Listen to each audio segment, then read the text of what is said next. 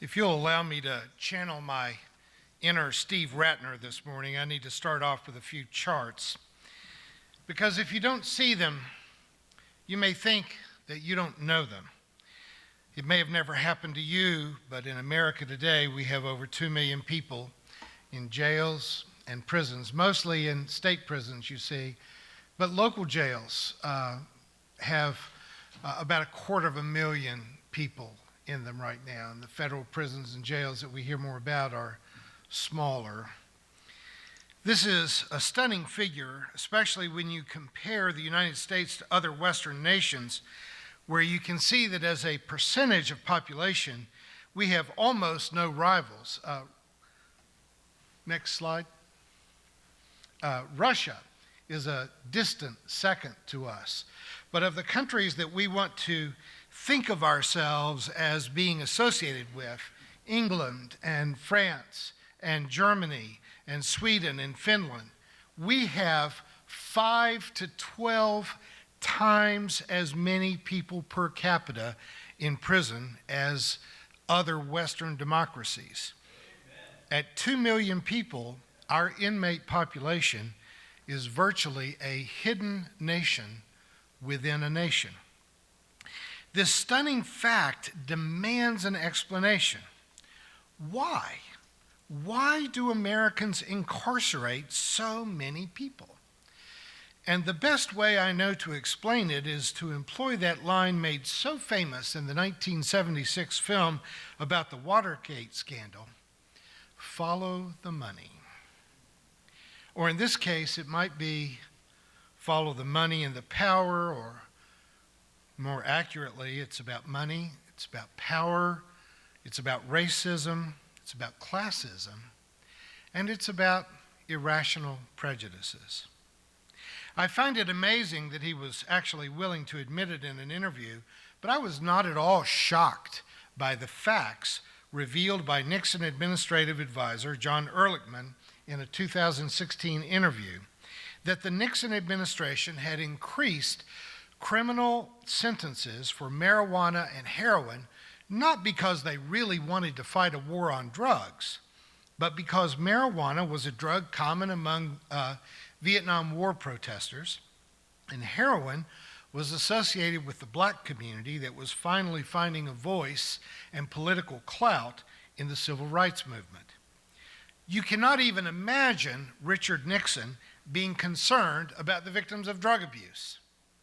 As Ehrlichman said, he considered blacks and war protesters as his domestic enemies, and he would do anything that he could do to destroy them. Increasing punishment for drug possession and distribution allowed them to break up meetings, to jail leaders, and to generally harass and threaten Nixon's perceived enemies. Ehrlichman concludes the interview with the powerful saying, "Did we know we were lying about the drugs? Of course we did." Now, this is not Stalin's Russia. This is not Mao's China. This is America, the sweet land of liberty, the home of the free and the brave, the greatest democracy on earth since ancient Greece. And I hope you know that I take no pleasure in either revealing or rehearsing these facts. But here is the naked, unavoidable, and plain truth. The government of the United States, in successive administrations, Republican and Democrat, has lied to the population in order to gain our acquiescence to policies that result in the oppression and the imprisoning of minorities and dissidents. Amen. They do this in many ways, but one of the most insidious and dishonest is in drug policies. Now let's be very frank about this. Heroin is a scourge. It is highly addictive, yet relatively cheap, as is methamphetamine. It is killing tens of thousands of people, over 60,000 last year. If making it illegal and criminally charging those who manufacture, distribute, use, own would wipe it out, I would feel very differently. But what we know for an indisputable fact is that for 50 years of a war on drugs, we have done nothing but fail at every turn. It has only gotten worse, and by criminalizing it, we have destroyed the lives of millions of people, wasted billions, if not in fact trillions of tax dollars, and it has almost single-handedly broken up minority families that kept sons and daughters of 19th century slaves locked up and away from their own children and spouses, guaranteeing generation after generation of minority poverty. The so-called war on drugs, say it louder. Amen. Thank you. I was starting to feel lonely. It's kind of dark out there. The so-called war on drugs has utterly failed. Almost every other Western democracy has realized that addiction is not a crime. It is a medical problem. It does not call for incarceration. It calls for treatment, which turns out to not only be better for the addict, but it's cheaper. Why does the United States persist in doing what we have clearly seen for 50 years is a disastrous failure? Because, ladies and gentlemen, it can only be a disastrous failure if your goal was to eradicate drug use. If your goal is to make money, it's been a colossal success. Just the Mexican drug cartels make over $500 billion in drug sales in the United States every year. And, I cite numbers like that. That's hard to imagine, $500 billion. But let me just tell you, that's more money than Walmart took in, and Walmart is everywhere. The largest legal employer in the United States. But the drug trade and the people involved in it, more than Walmart. So the industry is huge, and the profits don't stay in the hands of the drug dealers. Our banking system gets to launder all of that money, and law enforcement depends on the drug trade to fatten their budgets.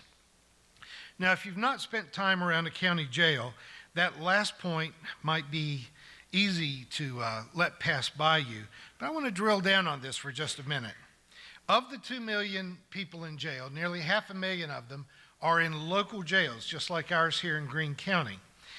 You've all heard about the overcrowding at our relatively new Greene County Jail, and that overcrowding is largely due to our sheriff agreeing to keep people who are awaiting a federal trial, many of whom are not a flight risk.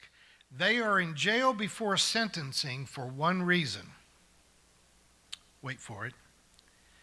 They couldn't afford bail. Amen. And because they are too poor to afford bail, we put them in a debtor's prison where taxpayers pay nearly $50,000 a year per prisoner to keep them in jail. Let that sink in. And those fees pay for law enforcement salaries, construction, utilities, food, clothing, supplies, and transportation. The prison industry, even in states like Missouri where we don't have for-profit prisons, but contractors are making money off the clothes, the cleaning supplies, the construction, the food. If this obscenity doesn't make you mad as hell, then you may have a cold, hard place where your heart was supposed to be. But if you might need just a little more of a nudge in that direction, let me tell you something else about this situation. They take these 500,000 people, shove them into overcrowded cages, and then they don't provide them the basics of life. They don't want to be there. They're forced to be there. Some people are in county jails for 2 or 3 years awaiting trial and sentencing. David, how long was your granddaughter in the county jail? Over 4 years. A young woman in a prison cell that was built for 2 people that generally had 3 or 4, so that one of them slept propped up on the toilet in their cell. But of these county jails around the country, they make nearly $2 billion a year by selling personal items to these people who may be there because they couldn't afford bail, but they are begging from friends, from other prisoners, stealing from each other in order to have phone privileges and snacks from the commissary. They use a for-profit phone system that they charge the inmates several dollars to make a phone call. Now, those of us who have gray beards now, we used to put a quarter in a phone to make a phone call, and now they're basically free to everyone. But the Greene County Jail sells these guys a phone card for $60, and they get charged $14 or $15 for every call that they make. Why do they charge so much? Because they can. It's about the money. And if you think this is a problem that exists mostly in more populated states, you should know Missouri is one of the worst. Missouri's incarceration rate is higher than the average of the United States. And look at where we would compare if Missouri was compared to most of Western Europe. 10 to 20 times the incarceration rate of other Western democracies. But the money trail doesn't even end there. Prison labor is another way to make a profit off of mass incarceration. Folks, we have more black men incarcerated right now than we ever had black slaves in the middle of the 19th century. And when you pay them 25 cents an hour to work, do you believe that slavery has ended in the United States? It hasn't. It's gotten bigger and more powerful. Prisoners, ironically, make a lot of military and police garments and bulletproof defensive wear. They make virtually all of McDonald's uniforms. And it may come as a surprise to many of you, but whatever Victoria's other secrets may be, the one she doesn't want you to know is that many of her unmentionables are manufactured in prison labor camps for, may I say, pennies per panty. The why of America's mass incarceration is almost entirely a follow the money story. Explaining how we do it has a lot to do with power. Over the years, I made several attempts to communicate with Missouri's last Democratic senator, Claire McCaskill, and I can tell you quite frankly that I struck out every time.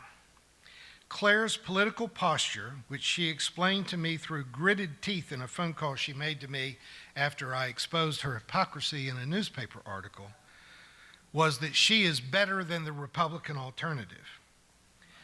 And lo and behold, that was true. She was better than the Republican alternative by far. But like a lot of politicians, Claire rose to political prominence as a prosecutor. And so selling herself to the voting public as being tough on crime was a well-worn path. By putting other people's children in cages for years at a time, she got votes. When I tried to talk to her or to her staff members about the absurdity and the obscenity of the size of our prison population, begging for them to look at shortening sentences for nonviolent crimes, the reply was always a flat-footed response about political practicalities. No politician ever wins votes by showing sympathy for criminals. Now, if we should ask ourselves, if we just knew nothing about sentences and we started to ask ourselves, who should be in prison? What offenses deserve prison time?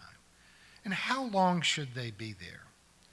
I guarantee you that your answers would be much more compassionate than the reality we see in our very broken judicial system.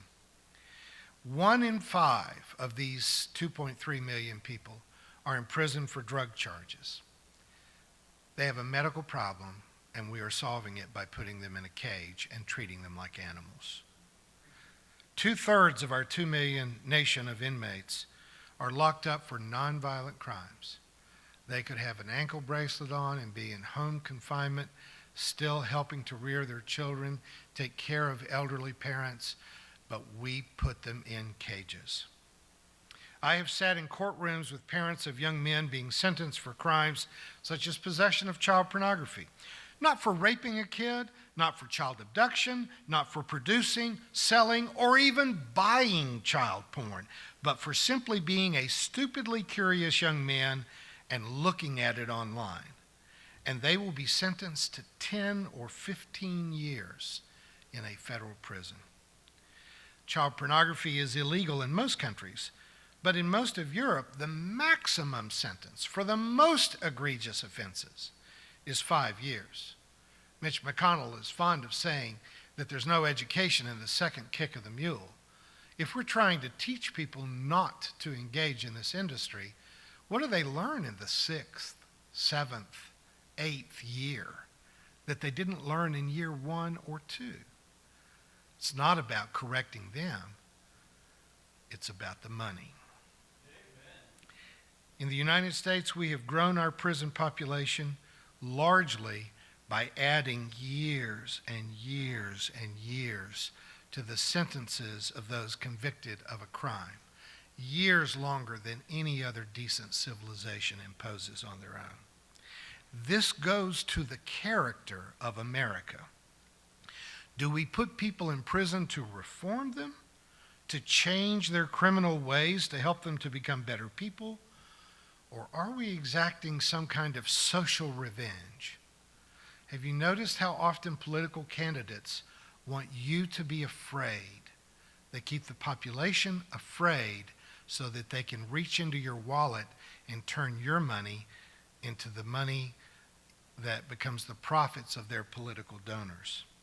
Do we want a pound of flesh from an inmate, or do we want to protect society from criminals while helping the criminal to be reformed?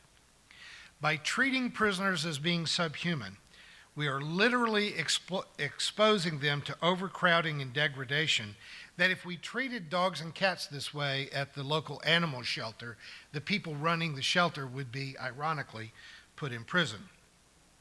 We keep our prisons full by teaching inmates to be better criminals so that they reoffend and return to prison life. More than half of the inmates in America will return to jail after their release. Compare that to Scandinavian countries, where most prisons offer much better living conditions, personal apartments. There's a lock on the door in the prisons in Norway and Finland, but it's a lock that they lock to keep other people out of their room. They give them more personal freedom so that even though being in prison is not nearly so harsh, their recidivism rate is less than half of ours. Here is the formula. In countries with harsh and punitive prison systems, such as the United States and Russia, most people become increasingly hardened criminals in prison, and they go back to prison. In countries where prisoners are treated respectfully and given education as well as recreational opportunities, they return to society and lead productive, and might I add, tax-paying lives. Why isn't this obvious to everyone? And I have to thank you for being patient with me today as I've flipped through some charts and statistics about the injustice of our justice system. But I cannot leave this topic without saying something about race. It's never entirely accurate to globalize from any one case, but the contrast between the white actress, Felicity Huffman, and the black homeless mother, Tanya McDowell, is irresistible. Huffman bribed an SAT test administrator $15,000 to cheat on her daughter's test to get her into a better university. She was found guilty, and she was sentenced to 2 weeks in a comfy jail. Tanya McDowell used her father's address to register her 6-year-old son in a better school than he would have gone to from the homeless shelter where they were living. And Tanya was sentenced to 5 years in prison. Now, don't get me wrong. Felicity Huffman paid a $15,000 bribe. She was sentenced to 2 weeks in jail. She also had to pay a $30,000 fine. And honestly, that seems about right to me. We have too many people in jail for way too long, and I think given the public humiliation she suffered, having now a criminal record for the rest of her life, spending a few days in jail and taking a financial hit, that seems about right. It's only wrong when you contrast it to what was done to Tanya McDowell, which just reeks of racism. If they found her kid didn't deserve to be in the school where she had registered him in his grandfather's neighborhood, I suppose you could make him go to another school. But in what universe is it a crime for a mother to try to get her kid into a decent school? A 5-year sentence for this? Am I the only one here that thinks that we should stand and applaud her initiative to get her kid into a better school? The problem here is that Felicity Huffman had too much money and way too much sense of white privilege, and Tanya McDowell was poor, desperate, and doing the only thing that she could do. Now, call me a rebel. Go ahead, call me a rebel. But justice here does not involve any crime charge for Tanya. And far from jail time, frankly, I think Felicity should have paid her $30,000 to Tanya so she could rent an apartment in a decent neighborhood and send her kid to a better school. It's just my opinion. It's just my opinion. Just so happens that I'm right. The ACLU reports that on average, a black person's prison sentence is 20% longer than a white person who's committed for the same crime. Where a white guy would get a 5-year sentence, a black guy gets a 6-year sentence. And as bad as that is, the larger fact is that, and this is very difficult to quantify, but you're just a lot more likely to be apprehended, charged, convicted, and sent to prison if you are Latino or Native American or black. You are going to have a much greater chance of being convicted, because when you think about these 2 million people that are in prison right now, I can assure you that most of the people here have committed crimes just as bad as most of the people there. You just didn't get caught. In the support group where I meet with parents of kids that are in prison for having child porn, what percentage of the people that view child porn do you think ever get apprehended and put in jail? Not even 1%. Instead of going after the people that produce it, that sell it, and put it online, they go after the curious who are guilty of being, basically, male. Stupid, you say stupid, male. You shouldn't do it. It's a crime, but it's a crime that is committed over and over and over throughout the country, and we put a fraction of them in jail to keep the money going. One famous example of the difference between black and white justice was several years ago when Billie Holiday and Judy Garland were both being treated for their heroin addiction.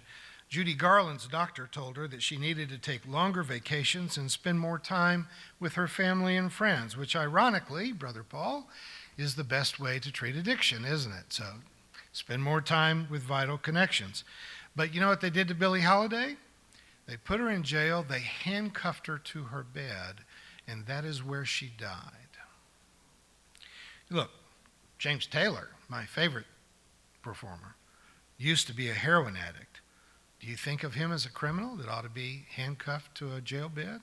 Sweet baby James? Was it a weak-minded person that sang, "I've seen fire and I've seen rain"? If James Taylor were black, he'd probably be dead right now, and that's just a fact. 45 years ago, when Nixon turned Johnson's war on poverty into a war on the poor by jacking up laws to criminalize drug use, this nation was sold a lie. And you have it straight from the mouth of a Nixon administration advisor when John Ehrlichman said, "Did we know we were lying about the drugs? Of course we did." That is white privilege, that you can say that in public and just assume you're going to get paid for an interview with Harper's rather than going to jail for what you've done. Let me sum up by saying that we need to stop thinking of addiction as a crime and start treating it like the medical problem that it is. And I think that we need to put protections in place to try to make sure that justice actually is blind, blind to race, blind to class. And furthermore, I think that we need to turn the tables and put the justice system on trial. Justices, prosecutors, politicians have transferred billions of dollars and grabbed corporate and political power by abusing minorities, the poor, and the vulnerable. We need to shorten prison sentences and use prisons for reform rather than for revenge. We need to release most of our prisoners by using prisons only to incarcerate those who represent a clear and present danger to society. People who smoke pot or poor mothers who register their kid in a better school district are not a threat to you. My modest suggestion is that we put rapists in prison rather than on the bench.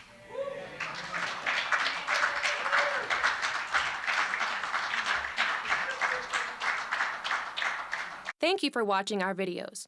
We are entirely dependent on the donations of our listeners and members. We hope that you find this content to be important enough to help us to keep offering these videos to the public at no charge by becoming a regular contributor. Please click on the donate button on our website at www.spfccc.org. Thank you for your support of progressive religious programming.